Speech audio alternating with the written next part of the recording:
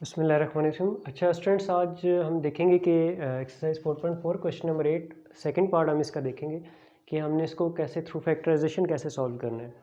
तो इसके दो पार्ट मैं आपको करा दूंगा, दो पार्ट मैं आपने खुद करने हैं। अगर आपने उसमें कोई इशू होता है तो आप वो भी मेरे से पूछ सकते हैं, इंशाल्लाह मैं उसमें भी आपको गाइड कर दूंगा। तो इसका सोल्यूशन स्टार्ट करते हैं। हमारे पास ये देखें, मैं डायरेक्ट सोल्यूशन स्टार्ट करते हूँ तो यहाँ से हम 3y कॉमन ले सकते हैं। तो जब हम 3y कॉमन लेंगे तो यहाँ पर हमारे पास क्या बनेगा, y4 माइनस 81 इक्वल टू 0। ठीक हो गया। अब ये दो इक्वेशंस हमारे पास बन गई। यहाँ से हम इसको सॉल्व कर लेते हैं। पहले ये देखें 3y इक्वल टू 0 और दूसरी आपके पास y4 माइनस 81 इक्वल टू 0। ठीक हो गया। यहाँ से हमारे पास y की वैल्यू क्या आ जाएगी, 0, क्योंकि 3 इधर मल्टीप्लाई हो रहा है, डिवाइड होकर ख़त्म, तो आपके पास y की वैल्यू 0 आ गई। हम इस इक्वेशन को सॉल्व करते हैं तो हम इसको लिख सकते हैं y4 को स्केयर का स्केयर, और हम इसको लिख सकते हैं 9 का स्केयर इक्वल टू 0।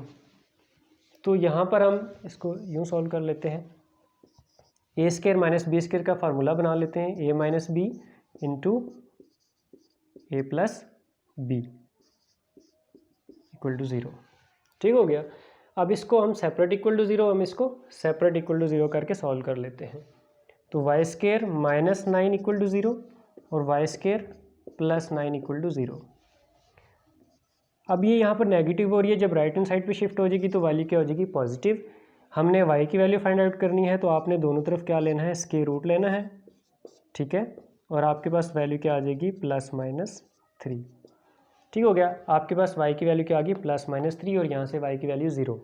अब हम इसको सॉल्व करते हैं। ठीक है, y square is equal to minus 9। तो यहाँ पर क्या है आपके पास वैल्यू, आपने दोनों तरफ फिर रूट लेना है। वाई स्केयर रूट जब आपने लिया तो माइनस 9 प्लस माइनस आ गया। अब मैं इसको यहाँ पर लिख सकता हूँ y is equal to minus 1 multiply 9। हमने इसको ये लिख लिया। अब मल्टीप्लाई हो रहे तो हम रूट को सेपरेट कर लेते हैं। रूट को सेपरेट किया तो y is equal to under root minus 1 multiply under root 9। तो अंडर रूट माइनस 1 हमारे पास आयोटा के इक्वल होता है। ठीक है, तो y is equal to iota, और साथ आपके पास 9 का रूट स्क्वायर रूट क्या होता है, 3। तो आपके पास y की वैल्यू बनेगी प्लस माइनस 3 आयोटा। तो आपके पास जो सोल्यूशन सेट बना है वो क्या है, y की वैल्यू 0 आई है आपके पास, फिर आपके पास प्लस माइनस 3 आई है।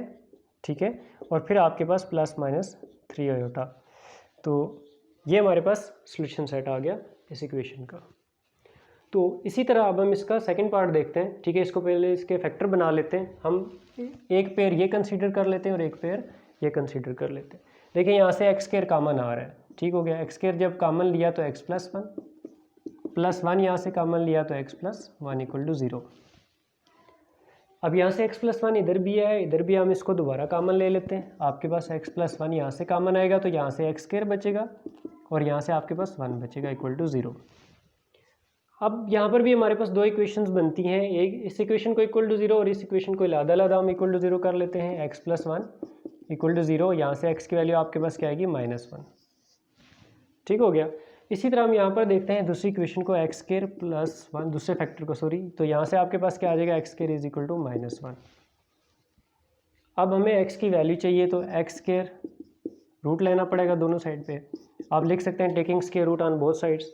ठीक हो, अगर यहाँ पे प्लस माइनस तो x is equal to plus minus under root minus 1 iota की वैल्यू होती है। तो हमारे पास जो सोल्यूशन सेट बना इस इक्वेशन का वो क्या बना, हमारे पास -1 और प्लस माइनस आयोटा। तो ये था हमारे पास क्वेश्चन नंबर 8। अगर इसमें आपको कोई इश्यू है तो थ्रू कमेंट्स आप मुझसे पूछ सकते हैं।